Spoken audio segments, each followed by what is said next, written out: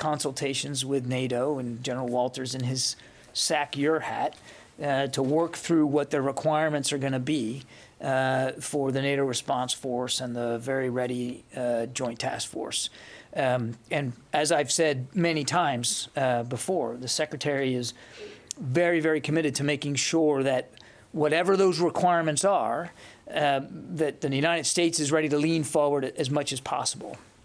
Yesterday's announcement, the 7,000 that we talked about, as I also said yesterday, portions of them we can expect will be earmarked for the NATO response force. Again, after we've consulted with General Walters and NATO and we understand what they need, but one of the reasons why President Biden pushed them forward was so that they could be ready for just such a need. And we wanted to get the clock going to get them pre-positioned, if you will. So there's still some homework to be done, still some math that needs to be worked out. But again, the Secretary wanted to make sure, and the President obviously wants to make sure, that we're leaning as far forward as we can. So it likely would be an armored brigade, among other things. Yeah, I mean, it could be. Again, we're gonna work closely with NATO and make sure that we fully understand what the requirements are from the United States perspective, and then we'll move forward. But a good chunk of the 7,000 we talked about yesterday, we believe will be earmarked for NATO contributions. Again, if it's deemed that they are needed, they're wanted, and they're ready. And if they aren't, well then they can be used unilaterally to support and reassure our allies. For the President and for the Secretary, this was very much about trying to lean forward. So I don't have any specifics to say today, specific units or timelines or schedules, but I want to point back to what we said all along, that the United States, we take this commitment very, very seriously, and we're going to lean in as much as we can. Okay? Idris? Part of criticism has been we're now 2 days into the invasion. This was seen coming, a couple of weeks ago. Why are there still such few details? And if the need is so urgent, they could roll in through Kiev in the coming days. Why not be able to give more details about what units are going where? Why aren't there, I guess, as many details? I'm not sure what Russian operations in Kyiv has to do with the timing of how soon we can identify units, Idris. If I may, very politely, just challenge the premise here. We have been, the United States in particular, has been very forward-leaning in terms of reassuring allies. And with each muscle movement, we've been right up here talking about it and identifying them to the level of specificity that we can, as we did again yesterday. But the way the process works in NATO is you have to approve a defense plan first, and then the activation comes second. That happened today. The heads of state approved defense plans, which then gave General Walters as SACEUR the authorization he needed to authorize activation of the NRF, and then now it goes to the nations to fill those needs. But we have to be in consultation with NATO about what those needs are. Again, to my answer to Bob, it's not unlike a request for forces. It's just a different process, but it's the same idea. So I don't think that we're not waiting on anything. As a matter of fact, quite the contrary. The Secretary's orders authorized by the President yesterday actually put a good chunk of troops coming from the States going to Europe so that they can be ready for just these kinds of needs. Just one clarification. So how many troops are prepared to deploy orders now? Is it still 8,500? No, it's north of that, and I've said that publicly before. It's several thousand more north of the 8,500 that was originally put on prepare to deploy. Jen.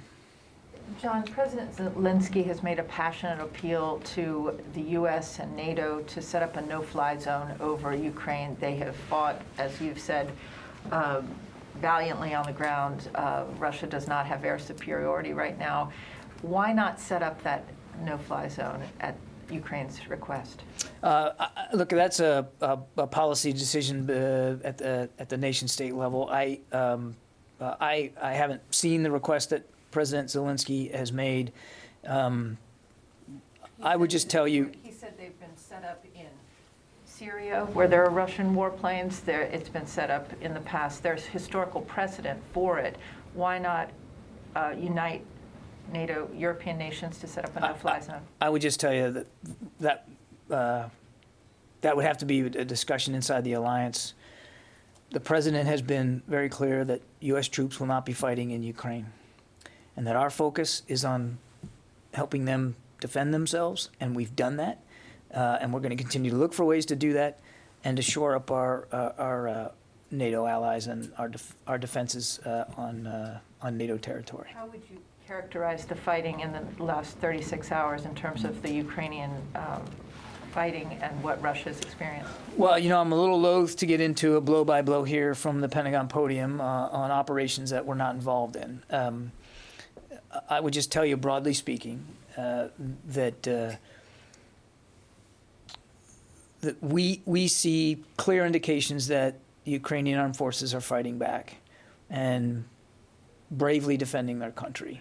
And we also see indications that there have been measures of success in that regard because, again, without getting into a blow-by-blow, it's not apparent to us that the Russians over the last 24 hours have been able to execute their plans as they deemed that they would. But it's a dynamic, fluid situation. It wouldn't be responsible for us to talk about it in in a predictive way right now. And we'll watch it as closely as we can. But they are fighting back. They are fighting for their country, and they're doing so bravely. You're saying Russians are facing setbacks on the battlefield from what you can Our see? understanding is that they have experienced some setbacks, yes. Let's go, Megan. On the forces who have been put on alert and then activated. Earlier this month, it was 8,500. The Pentagon has said since then that there were more people put on prepare to deploy orders. The Pentagon has also said that the 7,000 troops activated yesterday, some of them had been on that part of that original 8,500, some of them weren't. So my question is, how many troops total since the beginning of this month have been put on prepare to deploy orders? And how many are still on prepare to deploy orders after this activation yesterday? Megan, I don't have an exact figure for you. As I said, it's been several thousand more in addition to the 8,500. Somewhere between 10 and 12,000 total have been put on prepare to deploy orders or accelerated. Some of them were already on PTDO, and we'd shortened that tether. For instance, in some cases from 10 to 5 days. Some of that number wasn't on heightened alert, and so we did put them on PTDO, prepare to deploy orders. It varies by unit and by capability, and I don't have an exact breakdown of what is going to be going as a part of this NATO response force package because, again, we're still working our way through that requirement. Right. The question is who's on alert, who has been on alert, who is no longer on alert and is going. I don't have a specific list for you between today. 10 and 12,000 have been the total amount who have been alerted. Roughly speaking. Is it safe to deduct 7,000 from that roughly to say that there are the remainder is still waiting? So again, we got to be careful here, Megan. Not everybody that has been put on a heightened alert posture is earmarked for the NATO response force. Some of those units are simply that the Secretary wanted to make sure they were more ready to go in a unilateral capacity. Some may be perfectly placed in to be used for the VJTF. We'll have to see what the requirements look like. So it's not binary. It's not, well, that's all. These troops are just designated for NATO, and these troops are just designated for unilateral. These units that the president announced yesterday, that 7,000, they could very well fit the bill for the NATO response force, and maybe they won't, and we'll have them ready in a three-point stance in case we need them from a unilateral perspective. So that's why I'm being very careful today, because it's not either or. It's a menu of options that are going to be available to national leaders. And again, what I can promise you is, as we get solidity on this and more specificity, we'll detail that for you. It is safe to say there are several thousand more who are on some sort of heightened alert for Europe in general. It is safe not to say necessarily that. one force or the It is other. safe to say that. Yeah, Sylvie. Thank you. I understand that NATO gave the order to prepare the troops. What would trigger NATO to deploy them? Would it be Russian troops going to the west of Ukraine, or what kind of threat would trigger their effective deployment? That really is a decision for the NAC to make, for the alliance to make. It wouldn't be a unilateral U.S. decision. I think today's approval of the defense plan and the activation itself, as I said, is historic. First time that they have been so activated. That's a big deal. Now, again, what does it look like? How many? And where does the alliance want to place them? All of that is still being worked out. And so I can't honestly answer your questions about what the trigger is. I think you can safely assume that what has been triggered here is the activation. And the trigger for that has been this unlawful invasion again by Russia into Ukraine. Yeah, Cassie.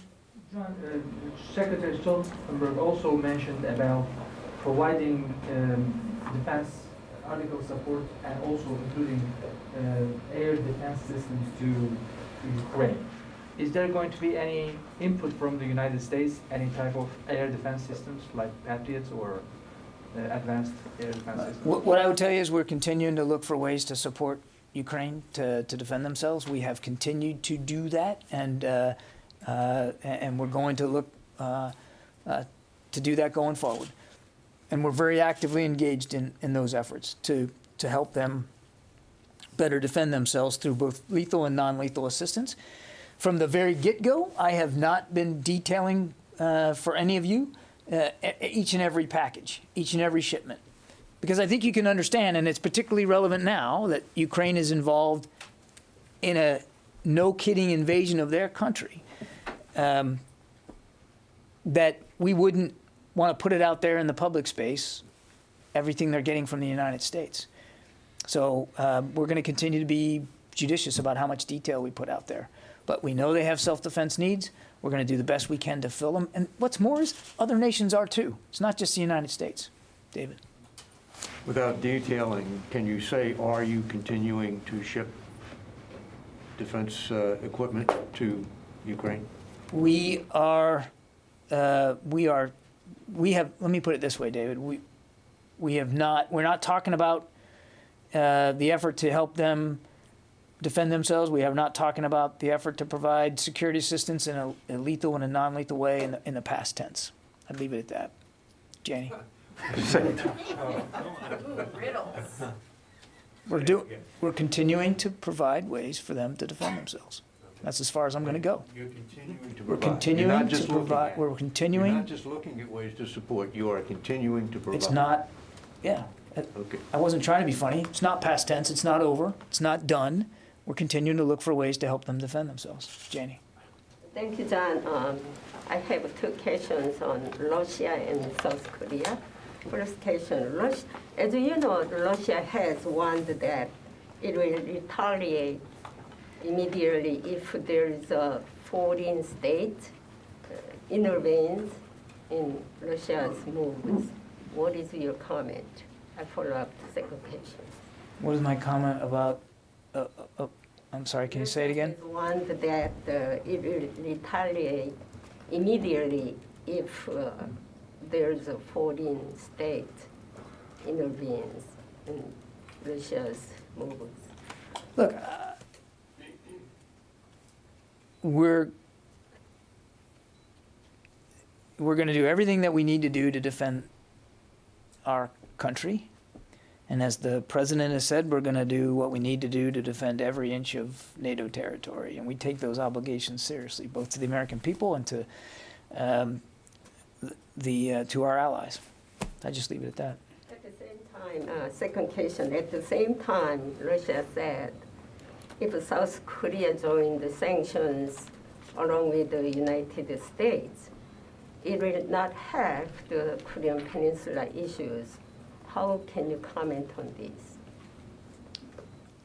Russia cannot have Korean Peninsula issues if South Korea join sanctions along with the United States. That means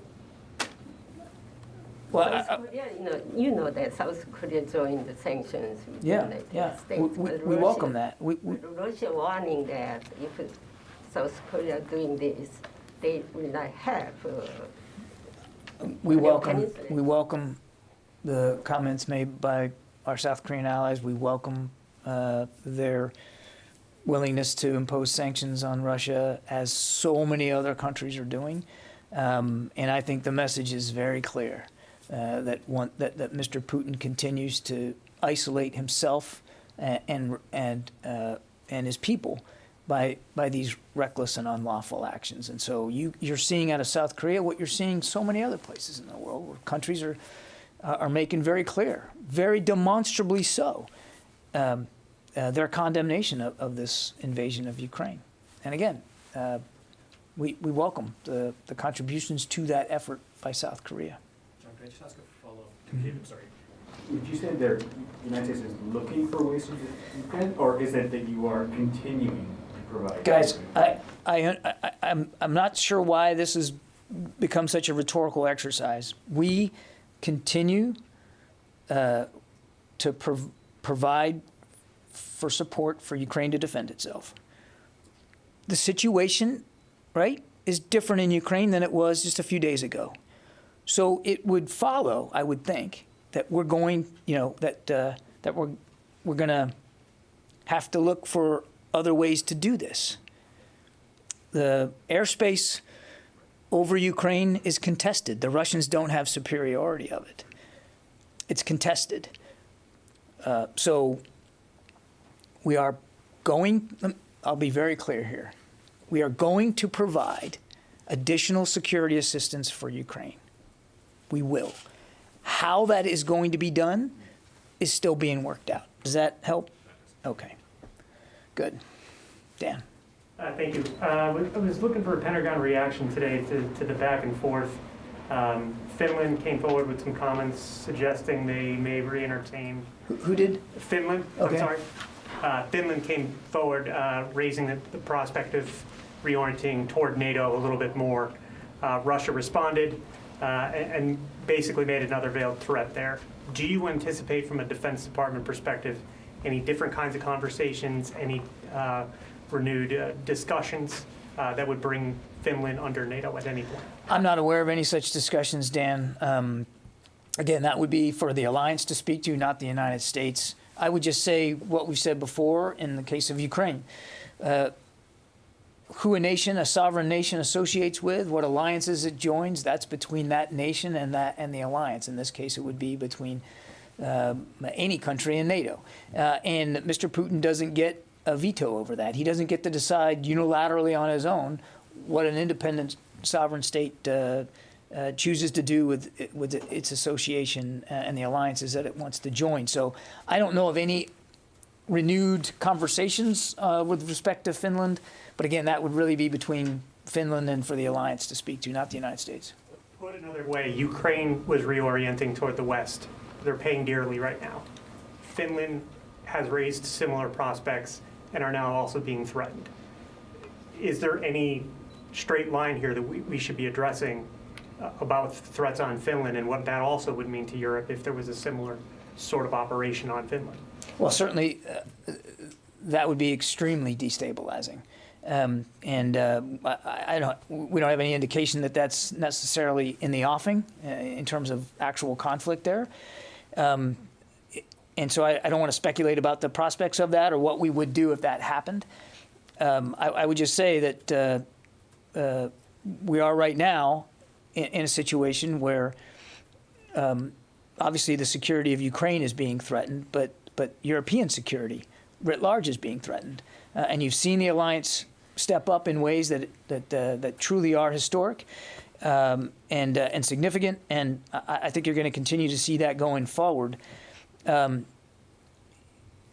If the secretary said it best. I mean, Mr. Putin is getting exactly what he says he didn't want, a strong NATO on his western flank. And so without speaking to Finland specifically, we, number one, stand up for sovereignty and the territorial integrity of independent nation states. That's not going to change. And Mr. Putin, should he want to violate that in new ways, will find new costs, I'm sure, imposed upon him. Number two, our commitment to NATO is ironclad, and we're going to continue to look for ways to strengthen that. Okay? Let me go to the phones here. Abraham? Yeah, thanks so much for taking my call, John. Reports indicate that Kyiv could fall in as little as a day. Is the Defense Department doing anything to prevent Kyiv from falling? And then I have a second question. I don't have a prediction about what's going to happen to Kyiv, Abraham. And as I said, we continue to provide ways for Ukraine to defend itself, both from a lethal and a non-lethal perspective. And the other thing I'd say to that is you can see for yourself, just an open press reporting, what your colleagues are reporting from the region, that Ukraine is fighting back. They are defending themselves. And as I said earlier to Jen, we certainly have seen indications that the Russians are not, in every case, making the progress that they thought they were going to make. What's your second question? Yeah, thanks. On any assessments about what Ukrainian air defenses remain intact? Thank you. I'm not going to get into a specific assessment about Ukrainian military capabilities. A, we don't have perfect visibility. B, even if we did, I don't think putting that out in the public when they're literally being attacked by a neighboring state is a smart move for us to make. Dimitri? Thanks, John.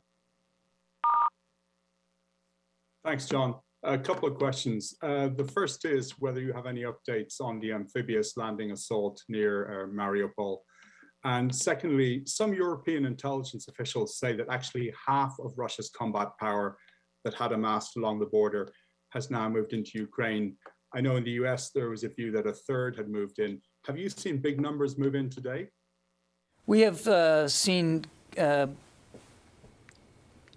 continued movement by Russian forces into Ukraine, both from the north and from the south. I can't give you, Dimitri, a percentage of what that looks like. I would just tell you that we don't believe that the majority of the combat power that Mr. Putin had arrayed alongside Ukraine has been employed inside Ukraine. But it is fluid. Literally, the situation changes by the hour. So again, I want to be careful that I'm not getting into providing an assessment of operations in which we are not involved. And as for the amphibious assault, we do believe that such an assault is being conducted today, but we don't, again, have perfect visibility on the progress of that.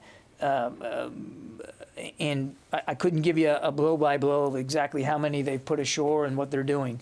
But it certainly appears to us to be of a piece of their designs in the south to further cut off the Donbass region and to from a southern perspective continue to try to take population centers. Karun?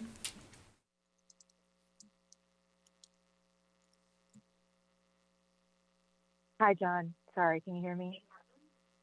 Can you hear me, John? I got you. Hi.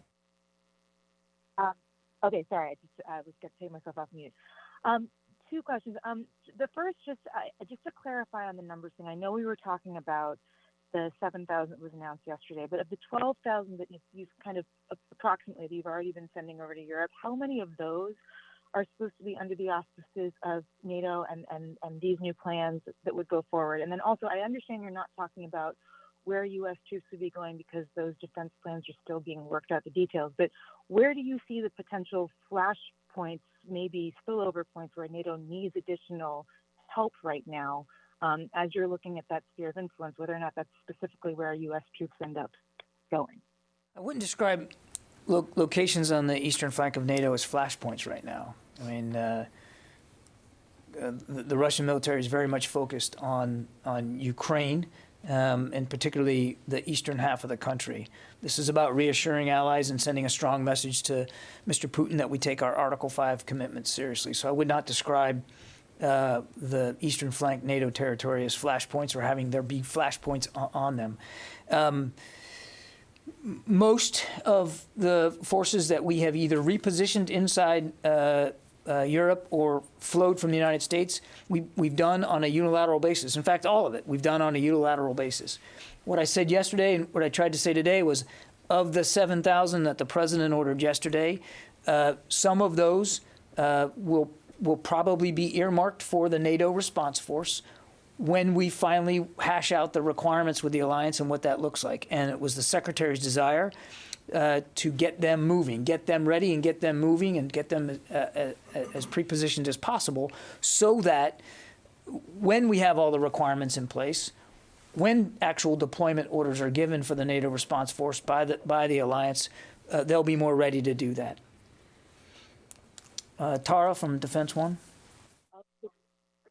To clarify, is that 7,000 as a separate silo from the 12,000 that are there that will stay unilateral, or are we kind of cross-counting numbers and pools of U.S. troops? Talk with Megan. It's not binary. We have the Secretary has shortened the tether on roughly 10 to 12,000. Some of those 10 to 12,000 are going to be earmarked for the NATO response force. Again, it's going to depend on what the capabilities are requested and what's the need, and then we'll go from there. Some of them he put on prepare to deploy orders or shortened tethers simply because he wanted them available for unilateral U.S. action. We have to work this out with NATO, and when we do, we'll have a better sense of who's going where and what they're going to be earmarked for. It is entirely possible, for instance, that units that are in Europe on unilateral orders, depending on what NATO needs, could be moved off of that and into the NATO command structure. Again, we're still working our way through that right now. So it's an unsatisfying answer, but it's an honest one. We simply don't know what that breakdown is going to be.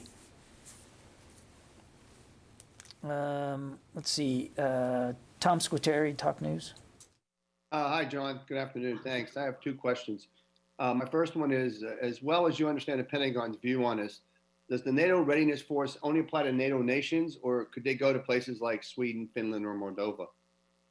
These troops that we have provided and that we will continue to look at providing are earmarked for NATO territory. Paul McCleary, Politico.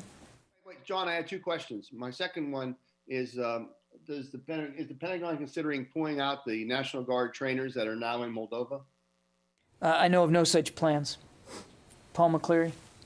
Hi, John. I'm on the line still waiting. If I could get my question. Go ahead, Tara. Tara. Thank you. How concerned is the building that this conflict could potentially spill over to the eastern flank countries?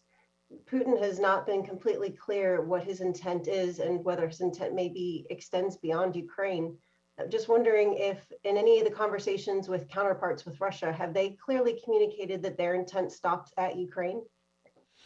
It is, you said it actually in your question, it's not entirely clear if Mr. Putin has designs beyond Ukraine. And it's because that's not perfectly clear that we continue to look for ways to bolster our NATO capabilities and to reassure our allies. I mean, one of the reasons we're doing this is because we want to make it clear to him that we will defend every inch of NATO territory. I'm sorry, Paul, go ahead. War. John, just one follow-up. Is there any concern that this could grow into a regional war? I think there's no reason for it to be a war now, Tara, and it shouldn't have been. Mr. Putin had diplomatic options on the table that he decided to ignore and to invade Ukraine regardless. So there should be no reason why there's a war now. There is obviously one. Clearly, that's evident. We need to make sure, and we will make sure, that it's very clear that we're going to defend every inch of NATO territory. I'm not going to speculate about what the future holds because it is not perfectly clear where Mr. Putin is going here. We want to make it clear that he will not be able to threaten in any tangible way our NATO allies. Okay, Paul, let's try it again. All right, third time's a charm. Thanks. You said we're going to continue to supply defensive weapons to Ukraine. Is there any consideration of training Ukrainian troops outside of the country for them to then go back in and fight? I think we're looking at all kinds of different ways to continue supporting Ukrainian armed forces, and we're not taking anything off the table with respect to how that might manifest itself going forward, and that could include some training. John? Yeah. Let me ask. So you've addressed the issue of supporting the Ukrainian forces several times now, looking into different ways, which might lead us to include that your assessment is that Ukrainian forces can actually resist for a long time. Is that the assessment? To be able actually to get that assistance in various ways, in lethal and non-lethal. I'm not going to put a timestamp on this, Fadi. I mean, but you can see for yourselves that the Ukrainians are fighting back. They're defending their country. So you don't think that the time is running in a way that it might be too late to provide any type of assistance? We have been providing assistance for quite some time. We're going to continue to provide assistance, and they're fighting back. They're fighting back in many ways using the assistance that the United States has provided, as well as other nations. So they're using the assistance. You can see it for yourself. I'm not going to tell you what weapon systems they're firing on what day and in what location. I don't have that level of fidelity. But you don't need me to tell you that. You can see it for yourself in the imagery. They're fighting back. Yeah. I think that's it for today. Thanks very much. Have a good weekend.